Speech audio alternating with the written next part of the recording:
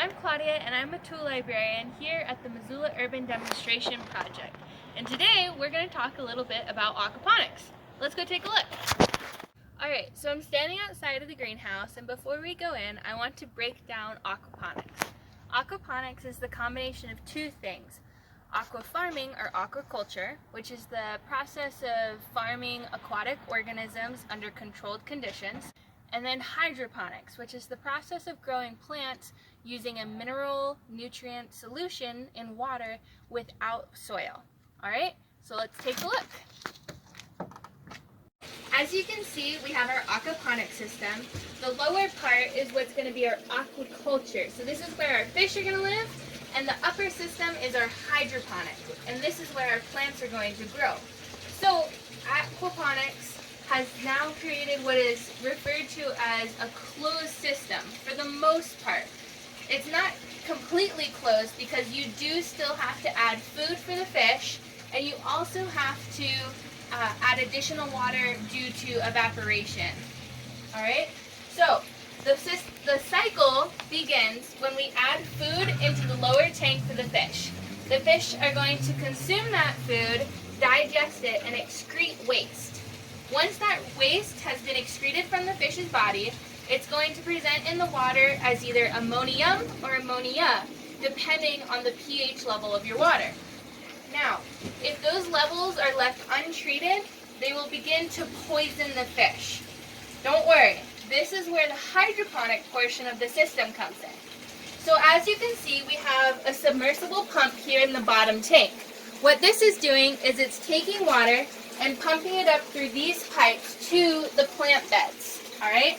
So we now have our fish waste poop water pumping up to the top of our growing beds. So here we have our ammonia.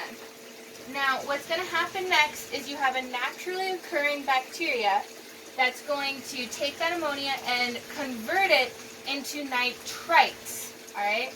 Then there's going to be a second naturally occurring bacteria that will take those nitrites and convert them to nitrates.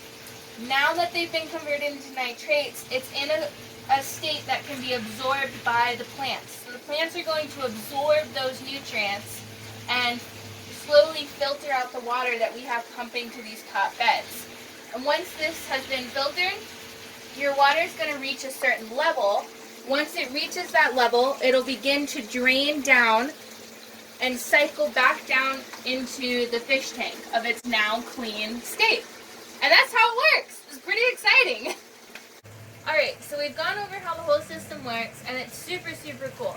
But let's back up a little. There are a few things to consider before you start a system like this.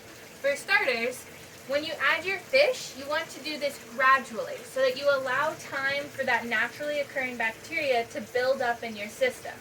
And if you're in a system that's much larger than this, you may even need a separate tank, or you would need to introduce them artificially by either taking water from a pre-existing aquaponic system or getting some sort of culture that you can then add to your system. Another thing to consider is that you are going to be taking a lot of electricity. This pump has to be on 24/7.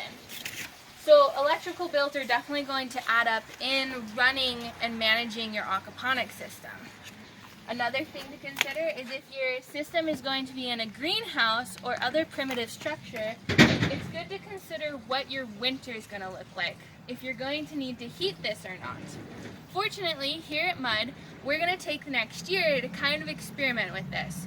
We're going to be taking daily readings within the greenhouse to see how cold it really gets in there, and if it's going to be efficient for us to run it year-round, or we could just use it simply as a season extender. Cool. So now that we have a basic understanding of how aquaponics functions and some of the logistics that play into managing, maintaining, and starting an aquaponics system, let's talk about why people are pursuing this form of farming. For starters, it's super versatile and can come in a variety of shapes and sizes. Our design is only one of hundreds of thousands of different types that you have out there. You can go anything from small beta tanks with tiny herb gardens on top to repurposing old bathtubs or shelving units into these layers of hydroponics and aquaponics to create that system. And this allows you to farm in areas that traditionally couldn't be utilized to grow food. Other benefits include just pure efficiency. Aquaponics is known to use 90% less water than soil farming.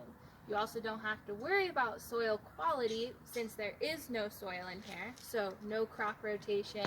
You don't have to worry about the nutrients within your soil because that's coming up from the fish tank. And it also is known to grow 2 to 3 times faster than soil farming. And you can avoid environmental dilemmas because this is a closed system, such as pesticide usage and runoff.